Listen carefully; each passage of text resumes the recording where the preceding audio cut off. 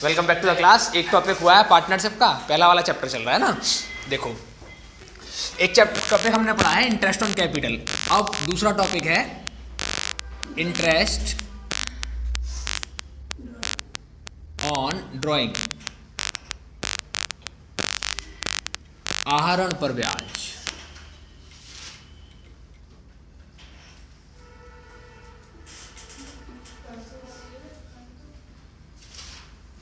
अब ये जो आहरण पर ब्याज है ना, इसको कई तरीके से कैलकुलेट किया जाता है बेटा।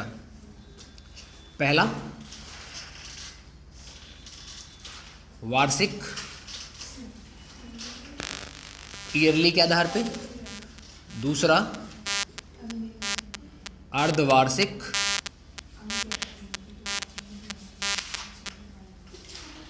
हाफ ईयर के हिसाब से।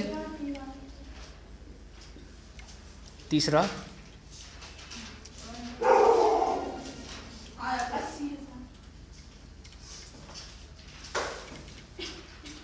क्वार्टर के हिसाब से। और नंबर 4, माह, मंथ के हिसाब से। ठीक है, तो अब एक एक करके सबको हमको सीखना है।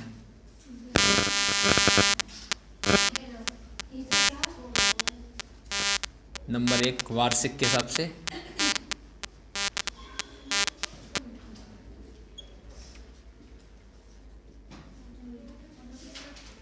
देखो, वार्षिक में कैसे सीखेंगे अब इसको हम।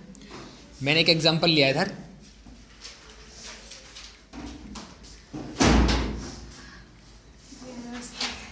राम का आहरण 200 रुपये या 2000 रुपया वार्षिक है, तथा आहरण पर ब्याज की दर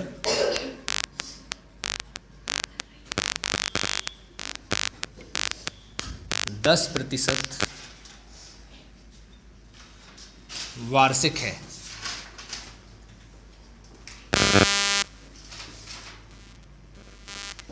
आहरण पर ब्याज की गणना करो।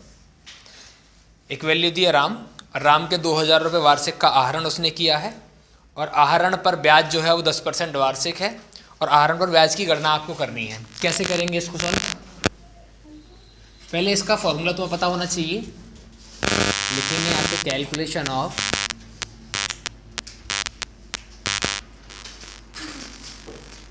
Interest on drawing.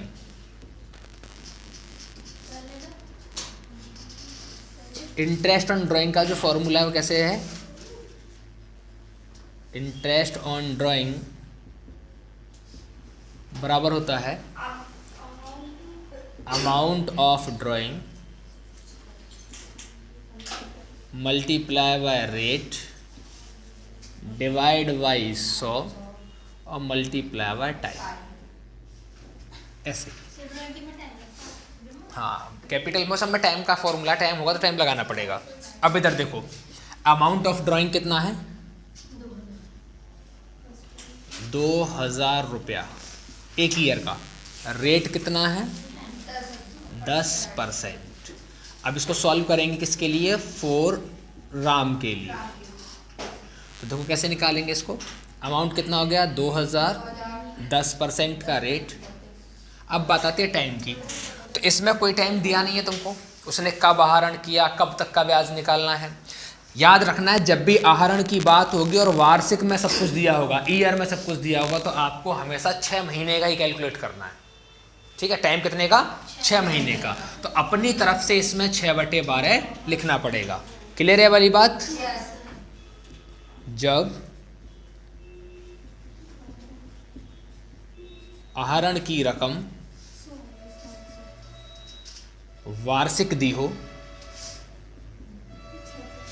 तो समय 6 माह होगा। अपनी तरफ से लिखना है तुमको। ठीक है, अब इसको करेंगे सॉल्व। ये 2 जीरो से 2 जीरो कट जाएंगी, 6 एकम 6, 6 दूनी 12, बचेगा क्या हमारे पास?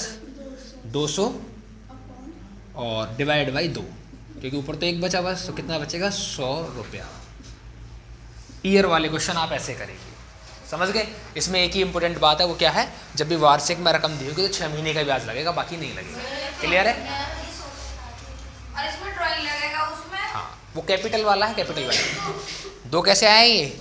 6 कम 6 6 दूनी 12। अब 200 में बटे 2 किया तो 100 आ गया आंसर। ये क्वार्टर का हिंदी मीनिंग भूल गया मैं। देखो अगला वाला पॉइंट समझो, नंबर 2 में क्या है, जब वैल्यू तुमको छमाई दी हो।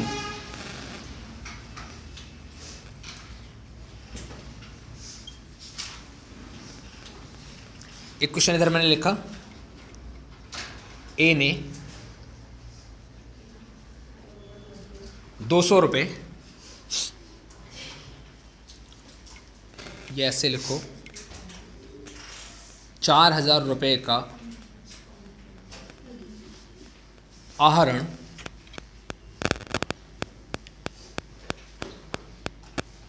तीस जून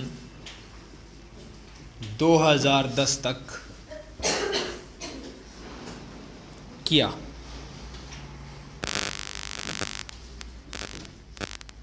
आहरण पर ब्याज की दर 10% वार्षिक है यदि खाते बंद 31 दिसंबर को किए जाते हैं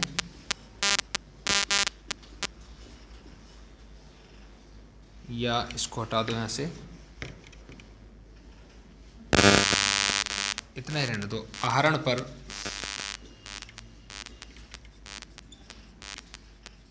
ब्याज की गणना करो। इसको कैसे सॉल्व करेंगे? फॉर्मूला वही है, अमाउंट ऑफ ड्राइंग कितना है,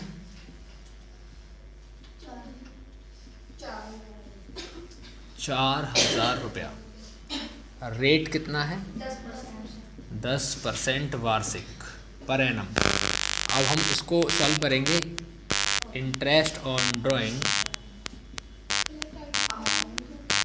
अमाउंट है 4000, रेट है 10% का, और वो खुद से बोल रहा है इस बार कितना, 30 जून तक उसने आहरण किया है। इसका मतलब 1 जनवरी से लेके और 31 दिसंबर तक का ये वैल्यू है ना, तो ये 6 महीने का रहेगा, तो इसमें 6 महीने का डायरेक्ट आपको निकाल देना है, 6/12। इसे सॉल्व कर दो, 6 कम 6 6 दूनी 12, 2 से काटे कितना आ जाएगा 200 रुपया। ये जो आहरण था, ये 4000 का आहरण था 30 जून 2010 तक, मतलब 6 महीने का आहरण था बस। ये 6 महीने का आहरण था, तो 6 महीने का निकाल दिया हमने। ठीक है, कर लो इसको बताओ। नंबर 3 टॉपिक देखो, तिमाही।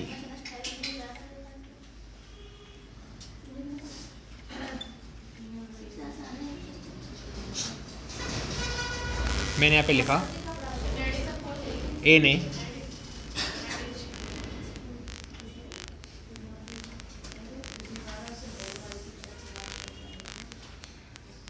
प्रत्येक तिमाही 400 रुपये का आहरण किया, लेकिन ये नहीं बताया तिमाही में पहले किया, तिमाही में मध्य में किया, अंत में किया, इतना बताया। तिमाही आहरण किया 400 रुपये का,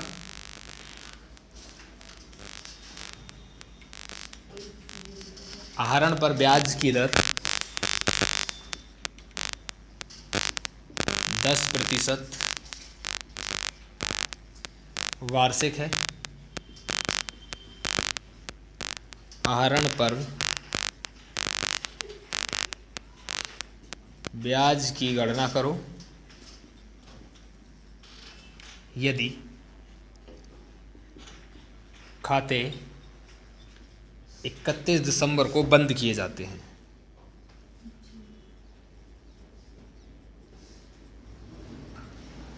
ठीक है, अब इसमें सबसे पहला काम हमारा ये है कि कोई भी ईयर अगर 31 दिसंबर को क्लोज हो रही है तो 1 जनवरी को स्टार्ट होकर 31 दिसंबर में ख़त्म होने वाली है।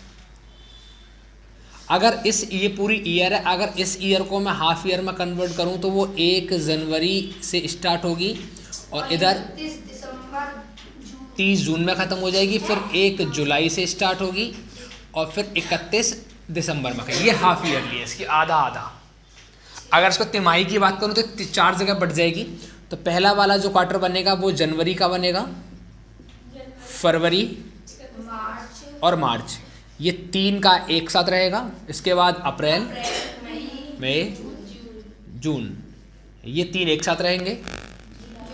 फिर जुलाई, अगस्त, सितंबर, ये तीनों एक साथ रहेंगे। उसके बाद अक्टूबर, नवंबर और दिसंबर, ये तीनों एक साथ रहेंगे। ये 4 क्वार्टर बनेंगे इसमें ना। अब क्वेश्चन में ये नहीं बोला कि इसके मध्य में है। अगर वो स्टार्टिंग में बोले तो जनवरी, अप्रैल, जुलाई और अक्टूबर, स्टार्टिंग ये है। अगर मध्य में बोले तो फरवरी, मई, अगस्त, नवंबर ये है। अगर लास्ट में बोले तो मार्च, जून, सितंबर और दिसंबर, ये इसका लास्ट है। ठीक है, ये जो पहली डेट है ये हर एक क्वार्टर का पहला मंथ है। इसका मतलब है अगर डेट फर्स्ट दी है तो ये डेट आएगी। ये जो हर एक क्वार्टर का, हाँ, ये हर एक क्वार्टर का मध्य है। मध्य बोलेगा तो 15 आएगा।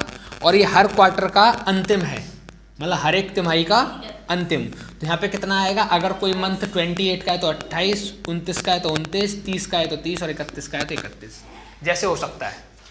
कोई भी मंथ कितने का भी हो सकता है, 28, 29, 30, 31, जिसका भी हो उतने का रहेगा। ठीक है, लास्ट डेट जो है वो लास्ट वाले की रहेगी, मिड डेट मिड में रहेगा, मतलब बीच का रहेगा, और फर्स्ट डेट फर्स्ट वाले का रहेगा। क्वेश्चन में अगर कुछ नहीं बोला है तो आप हमेशा फर्स्ट वाले सॉल्व करेंगे फिर इसको। ठीक है, अगर यहाँ बोल देता कि मध्य में करेगा, अंत में करेगा, तो उसके अनुसार सॉल्व करते। अगर मैं यहाँ पे लिख भी दूं, यदि आहरण प्रथम तिथि को किया जाता है, फर्स्ट डेट को आहरण है, इसका मतलब क्या है? फर्स्ट जनवरी को करेगा, फर्स्ट अप्रैल को करेगा, फर्स्ट जुलाई को करेगा और फर्स्ट अक्टूबर को करेगा। ये बात समझ में आ गई। अब इसको सॉल्व कैसे करेंगे? फॉर्मूला हमारा वही है, हमको लिखना है अमाउंट ऑफ ड्राइंग। देखो यहाँ क्या लिखा है, 400 रुपये प्रत्येक तिमाही में 400 रुपये करेगा, तो 400 रुपये वो एक बार आहरण करेगा। नहीं करेगा कितना? 1, 2, 3, 4 बार आहरण करेगा। हर एक तिमाही में एक बार, हर एक 3 महीने में एक बार, टोटल मिला कितनी बार? 4 बार, तभी तो 12 बार हो पाएगा उसका। तो कितना हो गया? टोटल मिला के पूरी साल में 1200 का आहरण हो गया। सॉरी, टोटल मिला के पूरी साल में 1600 का आहरण हो गया। रेट कितना चल रहा है बेटा? रेट है उसका 10% पर एनम, वार्षिक। अब यहाँ पे बात आती है टाइम कितना लिखना है हमको। टाइम हम डायरेक्ट नहीं लिख सकते, क्योंकि पहले वाला जब हमने आहरण किया तो पूरे 12 महीने हमारे पास हैं, दूसरा वाला आहरण किया तो 9 महीने बचे, तीसरा वाला किया तो 6 महीने बचे, और चौथा वाला किया तो 3 महीने बचे। कोई भी व्यक्ति लास्ट वाले आहरण पे 12 महीने का ब्याज नहीं देगा। अगर तुमने 1 जनवरी को पैसा उधार लिया तो पूरे 12 महीने का ब्याज दोगे। अगर तुमने 1 दिसंबर को पैसा उधार लिया तो 1 महीने का ब्याज दोगे, 12 महीने का नहीं दोगे। तो यहाँ पे तुमको टाइम निकालना पड़ेगा, और इसी टाइम को बोलते हैं एवरेज टाइम। अब एवरेज टाइम निकलता कैसे? सिंपल तरीका ये है कि आपने जब पहला वाला आहरण किया, फर्स्ट वाला, वो डेट आप लिख लो। पहला वाला आहरण आपने कब किया? फर्स्ट ड्राइंग किया आपने 1 जनवरी को, और एक लास्ट ड्राइंग, लास्ट ड्राइंग कब किया आपने? 31 दिसंबर नहीं बेटा, 1 अक्टूबर। हर एक बार पहली डेट है, 1, 2, 3, 4, हर एक बार पहली डेट। अगर मिड में बोलेगा तो हर एक बार ये वाली डेट, लास्ट में बोलेगा तो हर एक बार ये वाली डेट। ये 2 डेट आपके पास है। हाँ, पहले प्रथम तिथि को। अब इनका एवरेज कैसे निकालते हैं? हमको देखना है कि पहली वाली डेट पे ड्राइंग करने के बाद कितने महीने अभी बाकी हैं साल खत्म होने में। 1 जनवरी को आहरण किया और 31 दिसंबर तक कितना टाइम बाकी है? पूरे 12 महीने बाकी हैं। तो लिखेंगे यहाँ पे 12 प्लस, हाँ, या फिर इसको आप ऐसे लिख सकते हैं, 1 जनवरी से लेके 31 दिसंबर तक का टाइम, प्लस लास्ट ड्राइंग कब किया आपने? अक्टूबर में। तो अक्टूबर से दिसंबर होने में कितना महीना बाकी है? 1, 2, 3, पूरा 3 महीना बाकी है। इसका मतलब इसको ऐसे लिख सकते हैं, 1 अक्टूबर से लेके 31 दिसंबर तक का टाइम डिवाइड बाई 2। एवरेज ऐसे निकलता है बेटा। इसमें और इसमें कितना टाइम बचा हमारे पास? पूरे 12 महीने। इसमें कितने महीने बचे हैं? पूरे 3 महीने। डिवाइड बाई 2 कितना हो जाएगा? 15/2 कितना आएगा? 7.5 महीने। जब तक आप एवरेज टाइम नहीं निकालेंगे तब तक क्वेश्चन सॉल्व नहीं होगा। एवरेज टाइम निकालने का तरीका है, क्वेश्चन कोई भी हो, पहला वाला ड्राइंग जब किया उससे लास्ट में कितना टाइम बचा है अभी, और लास्ट वाला ड्राइंग जब किया उसके बाद कितना टाइम बचा है अभी, उन दोनों को जोड़ दो, 2 का भाग लगा दो। अब इस वैल्यू को फॉर्मूले में करना है पुट आपको। फॉर्मूला इधर लिख लेते हैं ना। देखो इंटरेस्ट कैसे निकालेंगे? कितना रुपए का हरण है उसका? 1200 का, सॉरी 1600 का हरण है बेटा, 1600 मल्टीप्लाई बाय 10% और मल्टीप्लाई बाय 7.5 महीने का हरण है। ऐसे इसको सॉल्व करेंगे, 0 से 0 कट जाएगा और काट सकते हैं। 4 तिया 12, 4 चौक 16, 40 तर बचा क्या हमारे पास? 40 गुणा 7.5 डिवाइड बाई 3। इसको करेंगे सॉल्व। देखो कैसे करेंगे?